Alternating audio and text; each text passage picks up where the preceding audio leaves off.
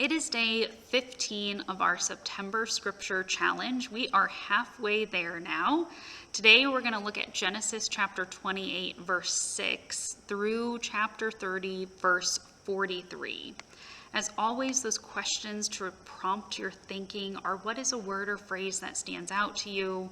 What is one question this text sparks for you? And what is God speaking through this text today? Here's our reading. Now Esau saw that Isaac had blessed Jacob and sent him away to Paddan Aram to take a wife from there, and that as he blessed him, he charged him, "You shall not marry one of the Canaanite women." And that Jacob had obeyed his father and his mother and gone to Paddan Aram. So when Esau saw that the Canaanite women did not please his father, Esau went to Ishmael and took Mahalath, daughter of Abraham's son Ishmael and sister of Nebaioth, to be his wife in addition to the wives he had. Jacob left Beersheba and went towards Haran. He came to a certain place and stayed there for the night because the sun had set. Taking one of the stones of the place, he put it under his head and lay down in that place. And he dreamed that there was a ladder set up on the earth, the top of it reaching to heaven, and the angels of God were ascending and descending on it. And the Lord stood beside him and said, "I am the Lord, the God of Abraham your father and the God of Isaac. The land on which you lie I will give to you and to your offspring.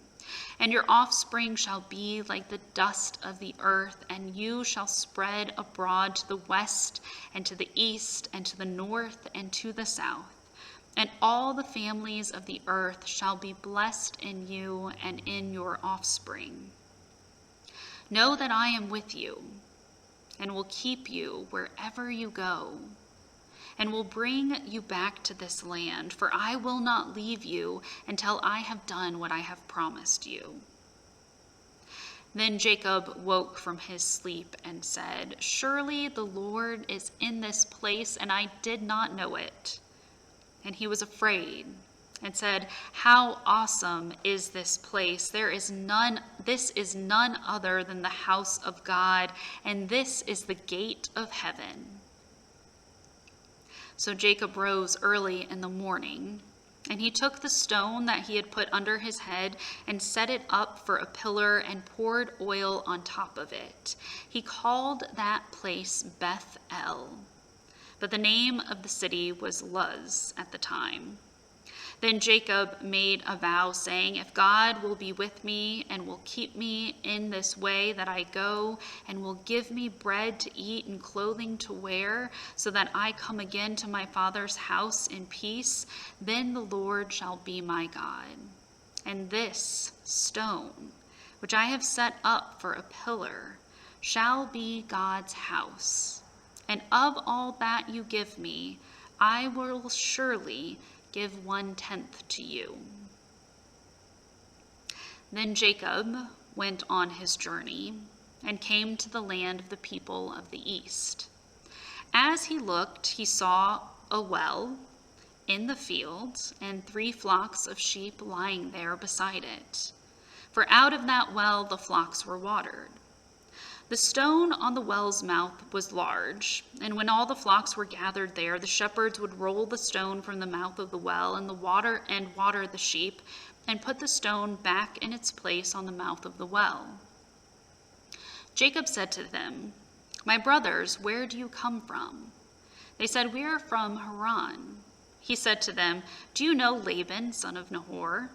They said, "We do." He said to them, "It is well with him?" "Yes," they replied, "and here is his daughter Rachel, coming with the sheep." He said, "Look, it is still broad daylight. It is not time for the animals to be gathered together. Water the sheep and go pasture them." But they said, "We cannot until all the flocks are gathered together and the stone is rolled from the mouth of the well. Then we will water the sheep." While he was still speaking with them, Rachel came with her father's sheep, and for she kept them. Now when Jacob saw Rachel, the daughter of his mother's brother Laban, and the sheep of his mother's brother Laban, Jacob went up and rolled the stone from the well's mouth and watered the flocks of his mother's brother Laban.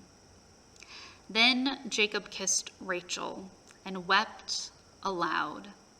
And Jacob told Rachel that he was her father's kinsman, and that he was Rebekah's son, and she ran and told her father. When Laban heard the news about his sister's son Jacob, he ran to meet him.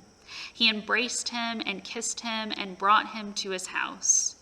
Jacob told Laban all these things, and Laban said to him, "Surely you are my bone and my flesh."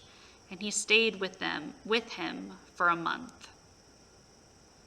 Then Laban said to Jacob, "Because you are my kinsman, should you therefore serve me for nothing? Tell me, what shall your wages be?" Now Laban had 2 daughters. The name of the elder was Leah, and the name of the younger was Rachel. Leah's eyes were lovely, and Rachel was graceful and beautiful. Jacob loved Rachel, so he said, "I will serve you for 7 years for your younger daughter Rachel." Laban said, "It is better that I give her to you than that I should give her to any other man. Stay with me." So Jacob served 7 years for Rachel, and they seemed to him but a few days because of the love he had for her. Then Jacob said to Laban, "Give me my wife, that I may go into her, for my time is completed." So Laban gathered together all the people of the place and made a feast.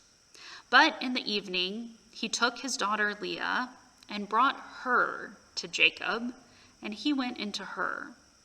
Laban gave his maid Zilpah to his daughter Leah to be her maid. When morning came, it was Leah. And Jacob said to Laban, "What is this you have done to me? Did I not serve with you for Rachel? Why then have you deceived me?" Laban said, "This is not done in our country, giving the younger before the firstborn. Complete the week of this one, and we will give you the other also in return for serving me for another 7 years." Jacob did so and completed her week. Then Laban gave him his daughter Rachel as a wife. Laban gave his maid Bilhah to his daughter Rachel to be her maid. So Jacob went into Rachel also, and he loved Rachel more than Leah. He served Laban for another 7 years.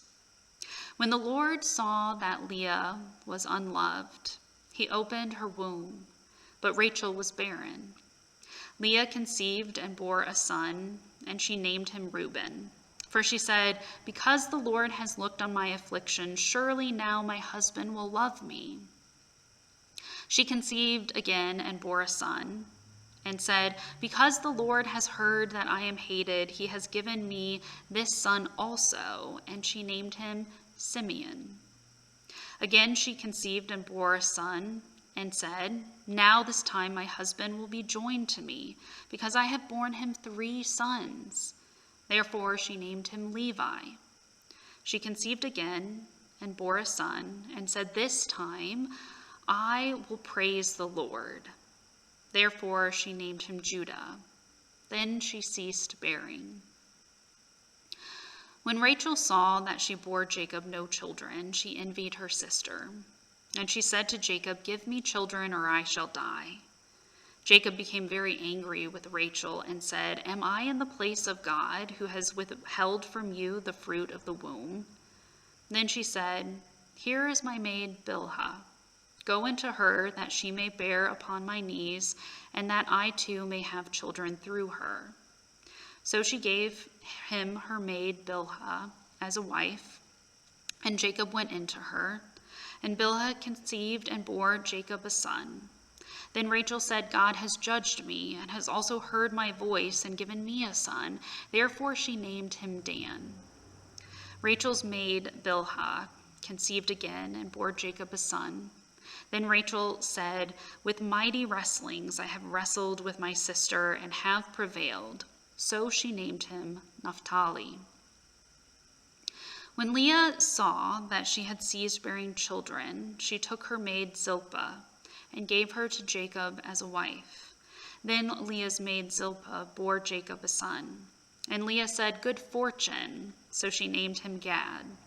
Leah's maid Zilpah bore Jacob a second son. Leah said, "Happy am I, for the women will call me happy." So she named him Asher. In the days of wheat harvest, Reuben went and found mandrakes in the field and brought them to his mother Leah. Then Rachel said to Leah, "Please give me some of your son's mandrakes." But she said to her, "Is it a small matter that you have taken away my husband? Would you take away my son's mandrakes also?" Rachel said, "Then he may lie with you for tonight for your son's mandrakes." When Jacob came from the field in the evening, Leah went out to meet him and said, "You must come in to me, for I have hired you with my son's mandrakes." So he lay with her that night, and God heeded Leah, and she conceived and bore Jacob a fifth son. Leah said, "God has given me my hire because I gave my maid to my husband." So she named him Ishkar. And Leah conceived again and bore Jacob a sixth son. Then Leah said, "God has endowed me with a good dowry. Now my husband will honor me, because I have borne him 6 sons." So she named him Zebulun. Afterwards, she bore a daughter and named her Dinah. Then God remembered Rachel, and God heeded her and opened her womb. She conceived and bore a son and said, "God has taken away my reproach." And she named him Joseph, saying, "May the Lord add to me another son." When Rachel had borne Joseph, Jacob said to Laban, "Send me away that I may go to my own home country. Give me my wives and my children for whom I have served you, and let me go, for you know very well the service I have given you." But Laban said to him, "If you will allow me to say so, I have learned by divination that the Lord has blessed me because of you. Name your wages, and I will give them." Jacob said to him, "You yourself know how I have served you, and how your cattle have fared with me. For you had little before I came, and it has increased abundantly. And the Lord has blessed you wherever I turned. But now, when shall I provide for my own household also?" He said, "What shall I give you?" Jacob said, "You shall not give me anything. If you will do this for me, I will again feed your flock and keep it. Let it pass through all your flock today, removing from it every speckled and spotted sheep and every black lamb, and the spotted and speckled among the goats, and such shall be my wages.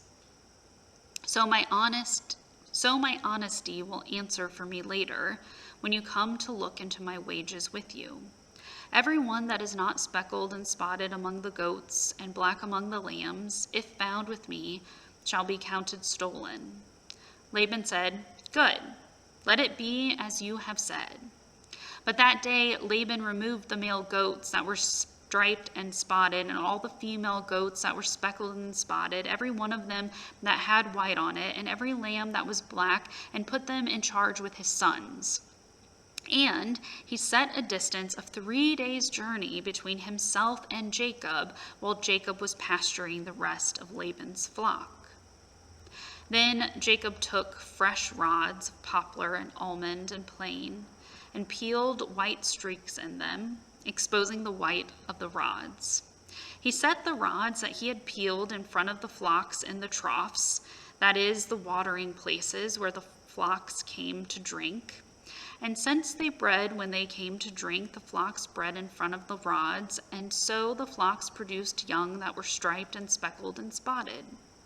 Jacob separated the lambs and set the faces of the flocks towards the striped and the completely black animals in the flock of Laban. And he put his own droves apart, and did not put them with Laban's flock. Whenever the stronger of the flock were breeding, Jacob laid the rods in the troughs before the eyes of the flock, that they might breed among the rods. But for the feebler of the flock, he did not lay them there. So the feebler were Laban's, and the stronger Jacob's.